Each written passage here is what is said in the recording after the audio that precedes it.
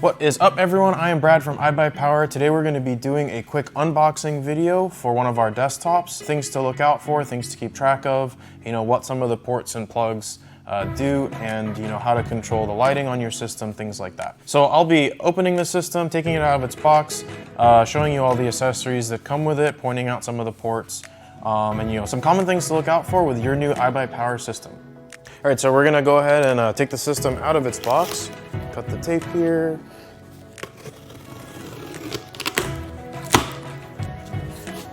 Okay, so there's gonna be a few things inside you wanna keep an eye out for. We have a quick start guide, accessory bag. This PC comes with a mouse and keyboard.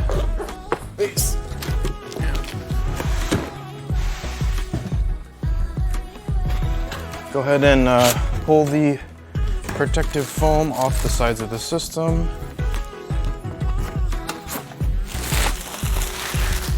All right, cool.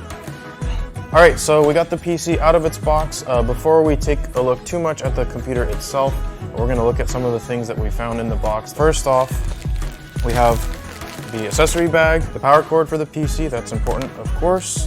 This PC comes with Wi-Fi, so make sure to take a look in your accessory bag. If you do have Wi-Fi antennas, you'll need to screw those onto the PC once we're done. A little user guide for the graphics card. Like I said, any of the parts that come in your computer, if they do come with instruction manuals, we do include them in the accessory bag. You don't necessarily need these, but it's good to keep them, somewhere safe in case you need to refer back to them later. We also have our little card for instructions on how to work the RGB. A lot of these computers will have RGB lighting. There's a few different RGB ecosystems, different control methods. This little card will go through how a lot of those work. All right, and lastly, we have a little free gift from iBUYPOWER. If you purchase one of our systems and go ahead and leave a review, we'll send you a free gift, whether that's a gift card or some kind of swag. Of course, we want people to know about your experience and what you think about our products. The mouse and keyboard, those are pretty self-explanatory. We can set these aside. We also have a quick start guide. Some of the stuff we'll be going over in this video is here in the guide.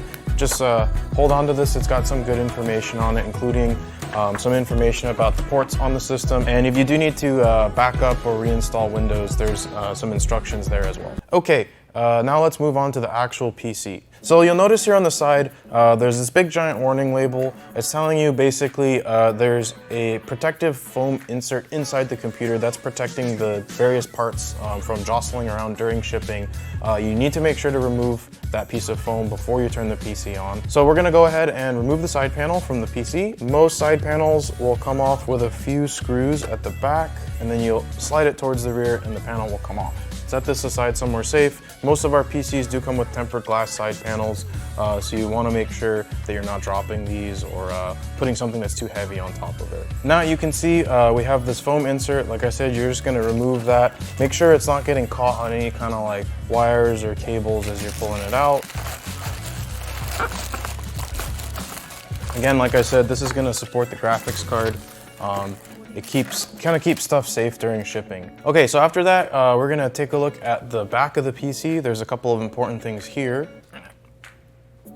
Can you see this? All right, so you'll notice two things here. One is we have this big sticker over all of the motherboard ports, basically reminding you that if your PC has a dedicated graphics card, you're gonna wanna plug your monitor into the graphics card. A lot of motherboards do have ports for the integrated graphics for the CPU. By default, those ports are disabled when you have a graphics card. Also, it's a much lower performance type of graphics, so if you're gaming, you want to make sure you're plugging into the ports on your graphics card. I'm gonna go ahead and remove this sticker.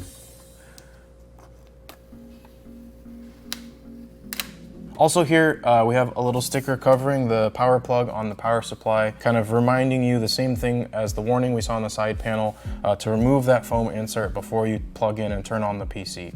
So we're gonna go ahead and remove this sticker as well.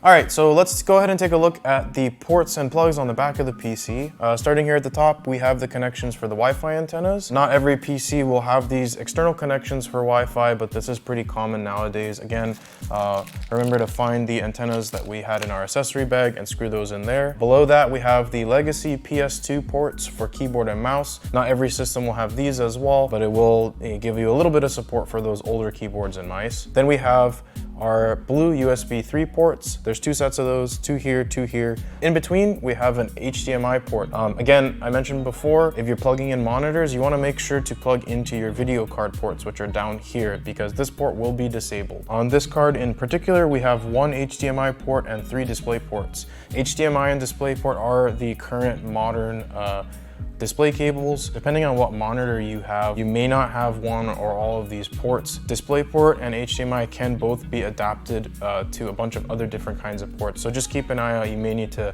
pick up a special cable or adapter to get your monitor or monitors all hooked up and working properly. Then we have our black USB 2.0 ports, our Ethernet port for wired internet. Here are audio ports for your speakers, your microphone, your headphones. Okay, so now that we've run through most of the connections on the PC, it's time to get everything hooked up and powered on.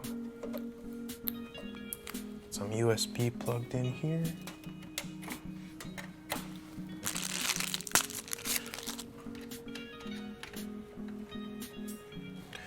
And I'm gonna turn it. So we're all plugged in. Now it's time to fire the machine up.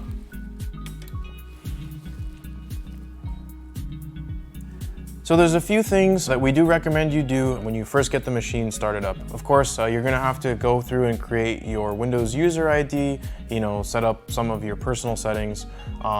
But after that, there's a couple of things we definitely recommend that you do. First off, we recommend you check all the ports on the PC. That includes the front panel USB, front panel audio, and all the USB and connection on the rear panel, and as many of the display ports on your graphics card as you can.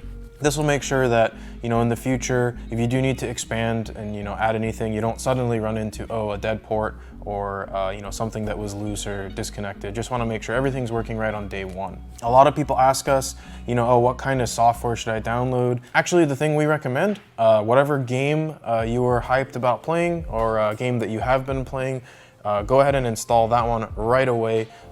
Give the machine a good workout right off the bat. You really want to make sure that it's performing as expected. Within the first couple of days, depending on your speed of your internet and how many times you restart the PC may go through some Windows updates, some file indexing, so there may be a few slowdowns right at the beginning, but after all that is done, after you're fully up to date, you should have, pretty flawless performance. There shouldn't be any kind of, like I said, slowdowns, no kind of crashing or freezing, nothing like that. It should work flawlessly right out of the box. If you do have any issues with the PC, make sure to get in touch with our support as soon as you can. Of course, all of our PCs do come fully warranted, parts and labor. So if you have any issues, make sure to call us, and we can work through these things with you. So lastly, of course, you do notice this PC does have some RGB lighting going on. We do get a lot of questions about, how that's controlled. If your computer does come with the RGB Quick Start Guide, you can refer to that. But if it doesn't come with it, basically there's 3 main ways that RGB is controlled on our systems. The first way and the most common way is through motherboard software. So the RGB lighting in the system will be plugged into a header on the motherboard, and you'll use the RGB software that comes with the motherboard to control the lighting. There's 4 main motherboard software. For ASRock or iBUYPOWER branded motherboards, that's going to be Polychrome RGB. For ASUS, that's going to be Aura. For MSI, Mystic Light, and for Gigabyte, that's RGB Fusion. They give you a pretty good level of customization in terms of what you can do with the lighting in your PC. The second way is through a remote, either infrared or wireless. The remote will have little buttons that you can press to change the color manually. Usually, if the PC does come with a remote, it means that there was no available motherboard header to control the RGB lighting, so we use a remote instead. The last and the least common is a button on the case that actually manually toggles the RGB to different colors. This is usually for more inexpensive systems where the motherboard can't have a RGB header. Okay, so that wraps it up for our unboxing and quick start video. Again, if there was anything unexpected that happened during your PC setup, any weird behavior or things that didn't go as we described it in this video or in the quick start guide, make sure to let us know. Give us a call, hit us up on live chat, social media, whatever, and we'll try to get it taken care of right away. Anyways, again, I'm Brad. Thanks for tuning in, and we'll see you guys online.